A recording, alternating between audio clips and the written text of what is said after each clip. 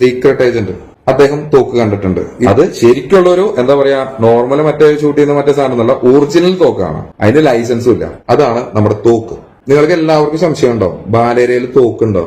ബാലേരയിൽ തോക്കുണ്ട്, 2 തോക്കുണ്ട്. Actor ബാല അകത്ത് പോകാൻ ഇപ്പം അധികം സമയമൊന്നും വേണ്ടി വരില്ല. ദൃക്സാക്ഷികളായിട്ടുള്ള ആളുകളെ കുറിച്ചാണ് ആള് പറയുന്നത്. സീക്രട്ട് ഏജന്റ് നമ്മുടെ സായി വരെ ഈ പറയുന്ന മനുഷ്യന്റെ കയ്യിലുള്ള തോക്ക് കണ്ടിട്ടുണ്ട് എന്നുള്ളത്. അതൊന്നും കൂടാതെ ഇന്റർവ്യൂവിന് വരുന്ന ഒരുപാട് ആംഗിൾസ് ഈ തോക്ക് കണ്ടിട്ടുണ്ട്. അതൊന്നും കൂടാതെ സിനിമാ മേഖലയിലുള്ള പല ആളുകളും തോക്ക് കണ്ടിട്ടുണ്ട്. നമ്മുടെ ചെകുത്താന്റെ നെഞ്ചത്തോട്ട് തോക്ക് ചൂണ്ടിയ ആക്ടർ ബാലയെ കുറിച്ച് നിങ്ങൾക്ക് അറിയാമല്ലോ. അതും ഒരു നുണയല്ല, സത്യമായിരുന്നു എന്ന് എലിസബത്തും പറയുന്നു. ഇവരൊക്കെ ദൃക്സാക്ഷികളാണ്.